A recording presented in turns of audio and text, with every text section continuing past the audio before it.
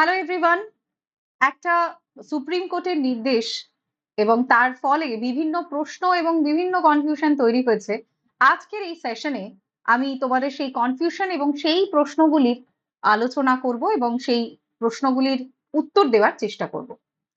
Supreme কোর্টের একটি নির্দেশের মাধ্যমে জানানো হয়েছে যে যারা ইন সার্ভিস টিচার রয়েছেন তাদের আগামী 2028 সালের অগস্ট মাসের মধ্যে তাদের টেট ক্লিয়ার করতে হবে এবং টেট ক্লিয়ার যদি না তারা করেন সেক্ষেত্রে তাদের কিন্তু চাকরি বজায় থাকবে না।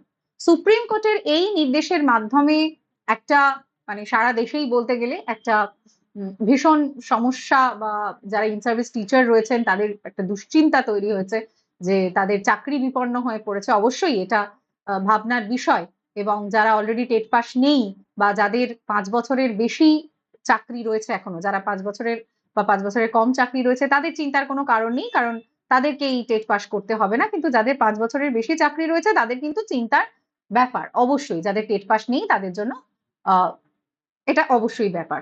এবার প্রশ্ন হচ্ছে যে এই টেট পাস কাদের করতে হবে, কোন ইন সার্ভিস টিচারদের এই টেট পাস করতে হবে, এটা নিয়ে বিভিন্ন প্রশ্ন উঠে আসছে এবং এটা প্রাইমারি লেভেল না আপার প্রাইমারি লেভেল না এসএলএসটি লেভেল, এই সমস্ত প্রশ্নগুলো উঠে আসছে। একে একে আমি এই প্রশ্নগুলোর সমাধান করার চেষ্টা করব। প্রথমত আসি প্রাইমারি টিচারদের কথায়।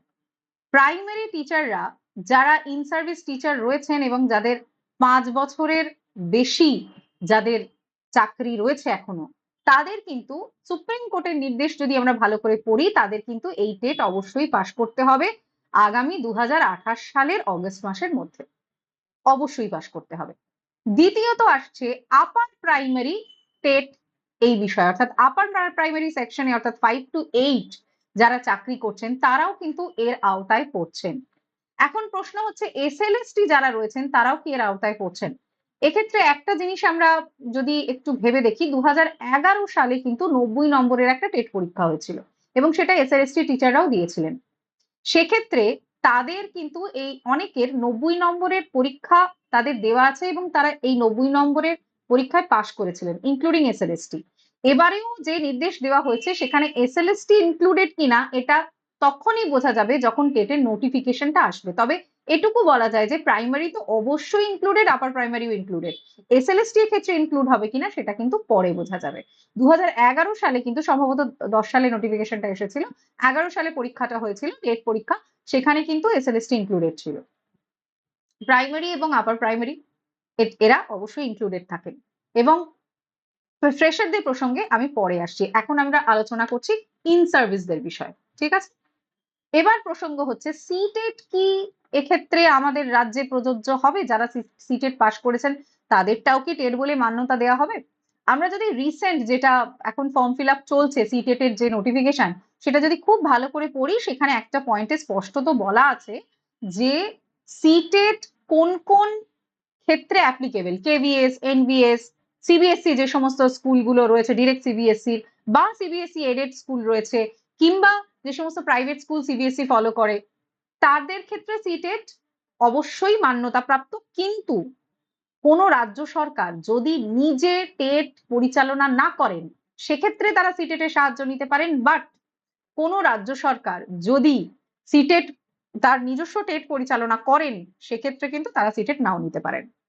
সুতরাং কেউ যদি সিটেট এর মধ্যে পাশ করে থাকেন তারটা গ্রাহ্য নাও হতে পারে। এটাও নোটিফিকেশনের পরে বোঝা যাবে, তবে সম্ভবত সিটেটটা এক্ষেত্রে গ্রাহ্য হবে না যেহেতু আমাদের ডাব্লিউবি পি টেট বা ডাব্লিউবি আপার প্রাইমারি টেট এগুলো হয়ে চলেছে বা ভবিষ্যতেও হবে, আগামীতে আসতে চলেছে। অর্থাৎ এক্ষেত্রে রাজ্য সরকার যে টেটটা পরিচালনা করবেন সেই টেটটা দিতে হচ্ছে, এটাই আমাদের ধরে চলতে হবে। এবার আরেকটা প্রশ্ন যে এই যে টেটের নোটিফিকেশন আসবে, সুপ্রিম কোর্ট বলছেন যে বছরে দুবার টেট নিতে হবে। আমরা যদি 2028 সাল পর্যন্ত অগস্ট মাস পর্যন্ত হিসেব করি তাহলে বছরে দুবার অর্থাৎ 26, 27, 28 আমরা কি দুটো দুটো করে টেট পাবো? দেখো 26 সালে দুটো টেট পাওয়ার কোনো আশা আর নেই, কারণ অলরেডি 6 মাস অতিক্রান্ত। সুতরাং একটাই টেট পেতে পারি আমরা 26 সালে। তাহলে 26 সালে আমরা একটা টেট পেতে পারি, 27 সালে আমরা দুটো টেট পেতে পারি এবং 28 সালে টিল অগস্ট আমরা একটা টেট পেতে পারি। সুতরাং 2, 1, 1 চারটে টেট পেতে পারি বা 3 থেকে 4টে টেট পেতে পারি, এটা আমরা বলতে পারি।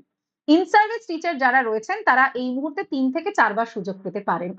এটা ধরে নিয়ে আমাদের চলতে হবে। প্রথমবার যদি তারা কোয়ালিফাই না করতে পারেন তাহলে তাদের 3 থেকে 4টে সুযোগ রয়েছে। এখন প্রসঙ্গ হচ্ছে ফ্রেশারদেরও কি ইনক্লুড করা হবে? হ্যাঁ, নিশ্চয়ই নতুন যে ভ্যাকেন্সি আসছে সেটা ইন সার্ভিস টিচারদের জন্য হবে না। এবং অবশ্যই রাজ্য সরকার এটাই আশা করা যাচ্ছে যে এই টেট পরীক্ষা একক হতে চলেছে এবং নিউ ভ্যাকেন্সির জন্য ফ্রেশাররা পরীক্ষা দেবে। যেটা নতুন ভ্যাকেন্সি আসতে চলেছে, আমরা অলরেডি জানি যে রাজ্য সরকার বিভিন্ন বোর্ড বা কমিশন থেকে যে ভ্যাকেন্সি রয়েছে সেই ভ্যাকেন্সি ডিটেল তারা কালেক্ট করেছেন এবং সেখান থেকে নতুন ভ্যাকেন্সি জেনারেট হবে এবং এই নতুন ভ্যাকেন্সির জন্য অবশ্যই যারা ফ্রেশার তারা পরীক্ষা দিতে পারবে এবং এই যে টেট পরিচালনা করার কথা বলা হয়েছে এক্ষেত্রে তারাও পরীক্ষা দিতে পারবে। সুতরাং নতুনদের জন্যও কিন্তু একটা নতুন সুযোগের দিগন্ত খুলতে চলেছে এবং 2028 সাল পর্যন্ত আমরা 3 থেকে 4টে টেট পেতে চলেছি এবং ইন সার্ভিস যারা টিচার রয়েছেন তাদের জন্যও কিন্তু একটা নয় অনেকগুলো সুযোগ আসতে চলেছে এবং এসএলএসটি ইনক্লুডেড হবে কিনা এটা নিয়ে একটা কনফিউশন থেকে যাচ্ছে যতদিন না নোটিফিকেশন আসে। আশা করছি কারা পরীক্ষা দিতে পারবেন, কিভাবে পরীক্ষা দিতে পারবেন এই বিষয়গুলো নিয়ে একটা ক্লিয়ার ধারণা সকলের তৈরি হলো এবং আমার মনে হয় যে যারা ইন সার্ভিস রয়েছেন তারা ভেঙে পড়বেন না, তারা প্রিপারেশন শুরু করুন, কারণ একটা না হলেও সেকেন্ড অ্যাটেম্প আপনি নিশ্চয়ই ক্লিয়ার করে ফেলবেন অথবা থার্ড অ্যাটেম্প আপনি নিশ্চয়ই ক্লিয়ার করে ফেলবেন।